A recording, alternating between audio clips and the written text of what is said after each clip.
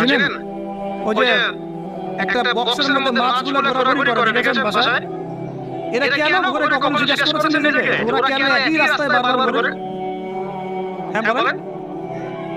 ব্রেইনের ধারণ ক্ষমতা এতটুকুই, ও যে রাস্তা দিয়ে যায় ও ভুলে যায় কোন রাস্তা দিয়ে এসেছে। ওই জন্য প্রতিবার এই রাস্তাকে ওর কাছে নতুন বলে মনে হয়। এত স্বল্প জ্ঞান আল্লাহ ব্রেইনটাকে দিয়েছে, কিন্তু তারপরেও সে আল্লাহর অবাধ্যতা করে না, সে আল্লাহর ইবাদত করে, ওই মাছ পাওয়ার ইবাদত করে। এখন আমাদের সমাজে এমন কিছু মানুষ দেখতে পাওয়া যায়, জ্ঞান বুদ্ধি মাশাআল্লাহ এমন বলদের পর্যায়ে, যদি বলি কাশ্মীর মনে হচ্ছে জান্নাত, বলবো যে কাশ্মীরকে জান্নাতের সাথে তুলনা করছে। সুবহানাল্লাহ। যাই হোক, আপনাকে যেটা বলছিলাম, যদি এই বিয়ের ডিসিশন আপনি ঠিক রাখতে পারেন, দুনিয়াতে জান্নাতের একটা ফ্লেভার পাবেন ইনশাআল্লাহ। এই সৌভাগ্য নবী সাল্লাল্লাহু আলাইহি ওয়াসাল্লাম হয়েছিল, কারণ তার ঘরে